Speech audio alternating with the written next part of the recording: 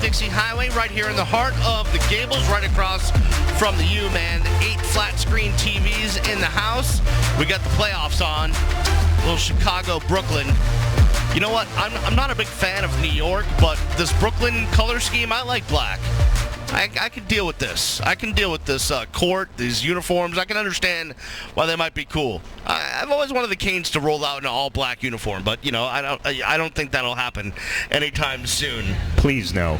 What do you mean, please no? No, come on. All black, like black helmets with the U on it? I didn't even like the all-black basketball uniforms. I just thought that. No. You're just an old-time Debbie Downer. I'm an old-school guy. What do you want me to say? Devon, what's your we're here with Devon Johnson, former University of Miami Hurricane, still Miami Hurricane for life. Soon to be pro Cane wide receiver. Favorite Canes uniform color? We like the white. We like the orange. Some of the you guys wore that pro combat that one time.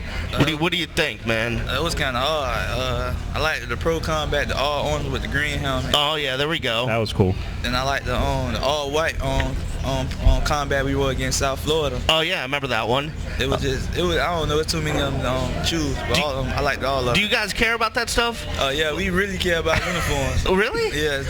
So wait a minute. You show up. You guys show up off the bus. You get into the locker room. Your uniforms are hung up, and you see it's some weird combination you don't like. Like, are guys groaning? Like, we have to wear this today?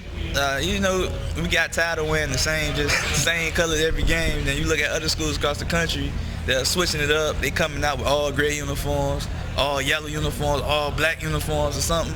And we just wanted to switch it up. Just switch it up. Do you think you could do like a flashy Oregon thing? Do you think you'd like that, like a neon something or other? Yeah, the guys will love it. Really? Yeah. That's interesting. I mean, that's groundbreaking right there. I'll tell you, I didn't like the all orange ones you guys wore this year, but it seemed like the team got excited for them and were surprised. I guess talk about when you guys walked in the locker room the first time and saw the orange tops and pants.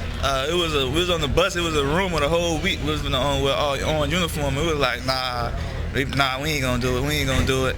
And then we walked in the locker room, we seen all orange. Everybody just went crazy, dropped their bags, ran to their uniforms like, yay. So we're going deep inside, man. I know. We don't get this kind of feedback normally on the uniforms. Devon Johnson joins us here on allCanes Radio. So, Devon, let's get into your career a little bit. Come in from Booker T, one of the great programs. You're a highly rated receiver. You come in, but that class is just fully loaded. So, you kind of got lost in the mix for a little bit. You played your freshman year in 2008. Then you sat out the next year, the sophomore year. So, just talk about the decision or what led to you sitting out in 2009. The reason I set out because I had going into the camp, I had done like pull up my hamstring like real bad. So it was a decision to make, try to fight back and compete when everybody already had done established themselves of what they can do, but just sit out. So I decided just to sit out. It wouldn't hurt me, so I just sat out. You come back in 2010, you play a little bit. 2011, you play some, and then obviously break out in 2012. For you, though, you really didn't get a big opportunity in Coach Golden until Coach Golden got here. Did you feel like the previous coaching staff maybe didn't get you or didn't give you a fair shot, or what was going on there? They gave me fair shots in here, and I just feel like it was just like I said before, it was just a deep class, and everybody could. It wasn't just, he was just a fast guy. We had guys that was fast, and we had guys that was big. And then we had to adjust to like different offense. Like each year, from my freshman year, my sophomore year, we always had a new OC. So he came in with different schemes that fit different people. Well, talk about, I guess, switching OCs, and then you finally get a guy like Coach Fish, who you have for a couple years. Fortunately, he went to Jacksonville this year, but obviously, it's a step up for him. But what was the big difference Coach Fish brought to the offense? Not only the fact that you had the same guy for a couple years, but offensively, the schemes and the types of calls he was making. The scheme was just let everybody have fun and touch the ball. I don't care, tight end, running back, fullback, receiver, quarterback. It was just a fun offense to be in because you knew any player, any call in the game that your number could get called to get the ball. So that was made it a happy, fun offense for us. So you talked about maybe your sophomore year, redshirt sophomore year, where you thought maybe you might transfer. Your mom wanted you to stay in town. What turned it around, though? What got you to focus back on the game and get you to kind of blossom and break out? Was there something that helped you focus again back on football? Like I said before, it's not like I lost the love of it. It was just that I wasn't having fun. And when I mean by having fun was I wasn't playing. Because I'm growing up, I'm used to just being the man on my team, from Little League to high school. Right. So when people say they hit that reality wall, or you gonna hit a wall in your life, I never was like, nah, I'm not gonna hit the wall. And I really hit the wall. So I was just, that really right there, when I hit the wall, just really knocked off my focus. Like, is football for me? I would start questioning myself. I'm second guessing my talent, and it just wasn't, my head wasn't really into it. And then I found out I could do it still. And it just started clicking. I just start having fun again. Was there a game? Was there a time? Was there, when did you start having fun again? What he said when Coach Fish came. When Coach Fish came and Coach Golden and the staff came, and they just showed me the lights of just working hard. Like, hard work will pays off. He always told me hard work will pays off. Talent's never enough. And he gave me a book. I think that's the title. I forgot the title of the book, but he gave the whole team the book, and guys told the guys to read the book. So I just say it was one night, like a rainy day like this. I was bored, and I'm in the village, and the cable's out. There's no electronics, no TV or nothing. So I'm like, let me just read the book. So I read the book. When I was reading the book, and it started getting deep into it, it started making sense to me. Like, talent's never enough. Hard work always gonna beat talent. And then I just put that together and just say, hey, man, it's my last. I'm just going to go hard and just work hard and see what it brings. A lot of guys, Vaughn, when a new coaching staff comes out, they get sort of scared. They feel like things are going to change, or they're going to lose time, or it's a new scheme or whatever. But it seemed to work out for you. When you first heard that Coach Shannon was fired and then Coach Golden was hired, what was sort of going through your mind? Were you thinking at that time, hey, this is an opportunity for me now, as opposed to with Coach Shannon's staff still on board? Yeah, it was saying all the guys who really wasn't playing that much was like, oh yeah, it's opportunity. Not saying Coach Shannon was a bad coach or anything. It was just that we was like, it's new life. Like, you got a chance to prove everybody wrong. Everybody had their opinion on you. Now you got a fresh start. So my whole mind was just come out here and just show them the real Devon Johnson. You played special teams in your sophomore and junior seasons, also returned a few kickoffs. How important do you think that is for you, having that experience on special teams when you're going to be looking for a job in the NFL, to be able to tell them, hey, not only am I a receiver, but I can be a flyer, I can do kickoffs or punts or whatever you need? I play as a big role, especially when Coach Golden staff, when they came in, they really opened everybody's eyes up, because before, people was like, you say, I don't want to run down no kickoff, I don't want to do this, I don't want to do that. But now, guys fighting to do that, fighting to be on special teams, because if you're on special teams, you're going to get the chance to play on the field. And then you look at the next level, everybody's not going to be the star of the team. You won't need guys to go down there and run down, tackle somebody. So it just opened up and start playing everything. I said, as you get older, things start clicking in your head better. You start realizing that people telling you good things and not just telling you stuff just to make you mad. So I feel like I grew from that, and Coach Golden helped me out a lot. Another coach who you played under for a couple of years, but now he's gone too, is George McDonald. Yeah. What'd you learn from Coach Mack? Oh man, Coach George McDonald, my favorite coach on the staff. Me and him was cool, like real cool. He taught not just me, just taught the whole receiver corps, like everything, because he had previous work for the Cleveland Browns, and that's an NFL coach. And you a college guy, and most college guys' goal is to get to the NFL. So we picking the brain of an NFL coach, and he telling us things what we should do, what we should work on, and stuff like that. So he coached Jennings, who play for the Minnesota Vikings right now. So he told us that the whole room went crazy, like, oh.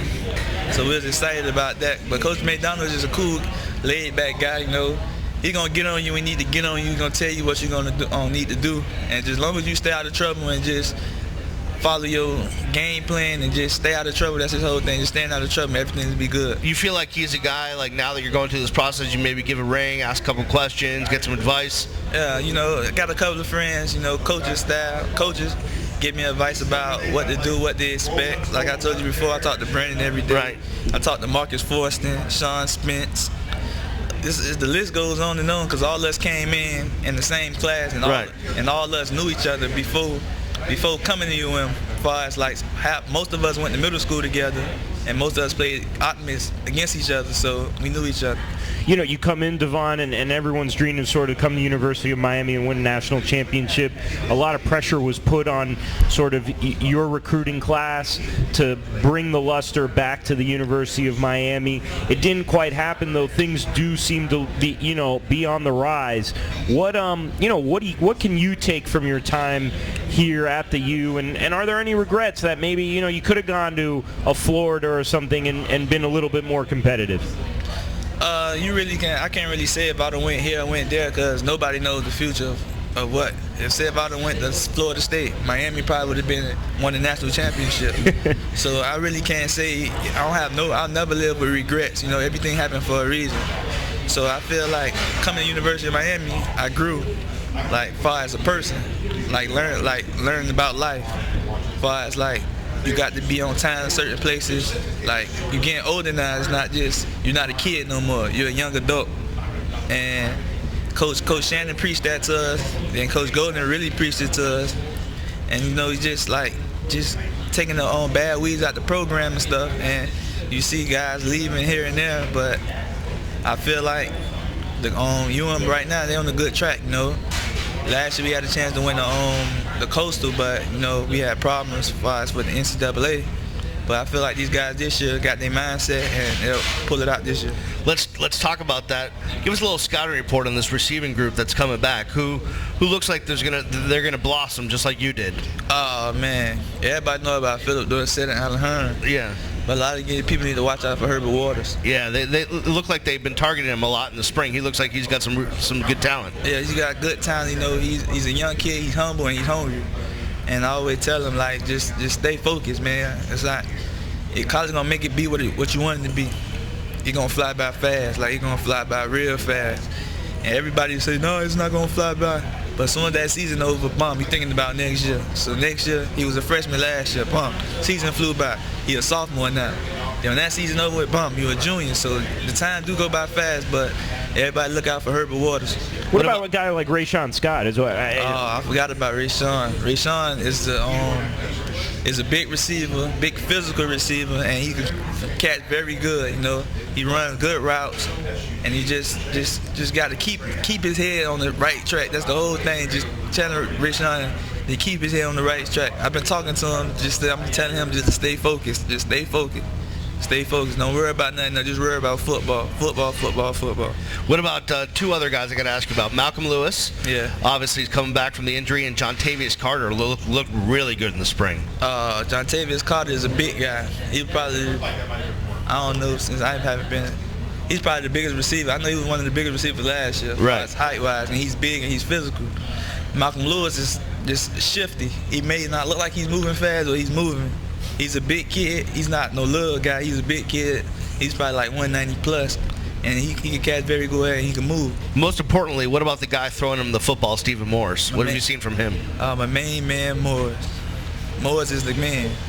Morris got a gun. He's gonna run. He's very smart, and he's the captain of the team. And nothing goes through without him saying so. Like when I was there on Saturday. Everybody be out here Saturday. We're going to have 7-on-7 Saturday. No coaches involved or nothing. Just we going to be out here Saturday. You got to be out here. So the next morning come, everybody out here. So everybody going to listen to the quarterback because without him, we nothing. What is he like in the huddle, Devon? Georgia Tech, you guys have some pretty huge drives to stay in the game, ultimately win in the game. You're in that huddle at many times. What is Stephen like in the huddle under pressure situations like that? Is he a guy sort of yelling at people, getting in their faces, or is he more calm? How would you describe him? He's calm, but he has the eye of a tiger.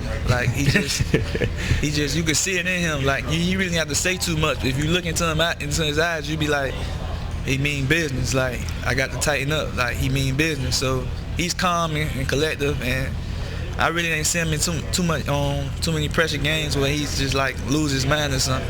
All right, well, it's that time. It is our time for our weekly allCanes question of the week, Platon. Davin, we like to ask this with every guest that we have on the show.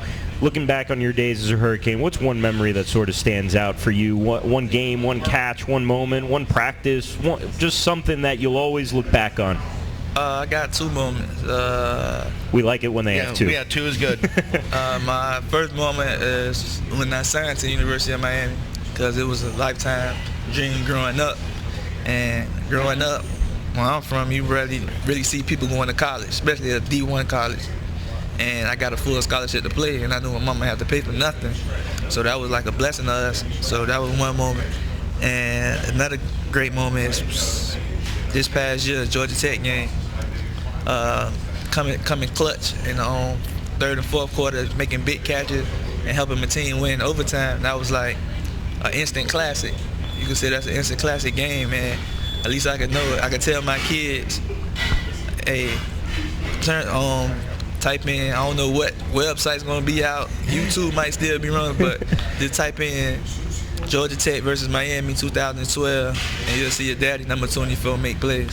David, you mentioned one thing. How important is it to you that, not only do you come to the University of Miami, but you leave with a degree? How important is that to you to leave the school with a degree, and especially I'm sure your mom was very proud? Yeah, my mom was very proud. She was more excited to graduate than me. So she was talking like it's her graduation, because I'm like the first person. I'm my mom's first kid, so I'm the first one to graduate. And then I have little brothers and little sisters, so I'm setting an example for them. Like, you can do it. Like, just because you come from a poor background, not poor background, but an unfortunate background, it's possible. Like, anything's possible. So I try to keep my little brothers and sisters on the right track of like far as giving them examples of how to live life and just have fun. And she was like, my mom, she cried when she seen me. She said she cried when she seen me walk across the stage, because she didn't go to college. So it was a big moment for her. Like, it was a big moment for me, but I was like, I already knew in my mind I was gonna do it. Like, I was gonna get my degree, so it wasn't a big woo for me. It was a big woo for her. But I know that they can't take that away from me. Like, you could probably take football away from me, but at the end of the day, you can't take my degree away from me. Congratulations, Devon, on graduating from one of the best schools in the country, the University of Miami, top 50 institution. We know you're going to do great in the pros when you get your opportunity. You showed us so much this year, some resiliency coming back and having your opportunity to make an impact. That Georgia Tech game will always be memorable, and we know you're going to come back from the knee injury and have a great pro career. So, Devon, thanks a lot for all you did for the U, and thanks for joining us here on the show tonight. I appreciate everything. Thanks a lot. Devon Johnson joining us here on allCanes Radio. We're going to take a break. When we come back, we'll get Harry on, talk about what's going on in the store, that and more coming your way after this. You're listening to allCanes Radio live from Shake Shack in the Gables. We don't care about nobody except it's you. We don't.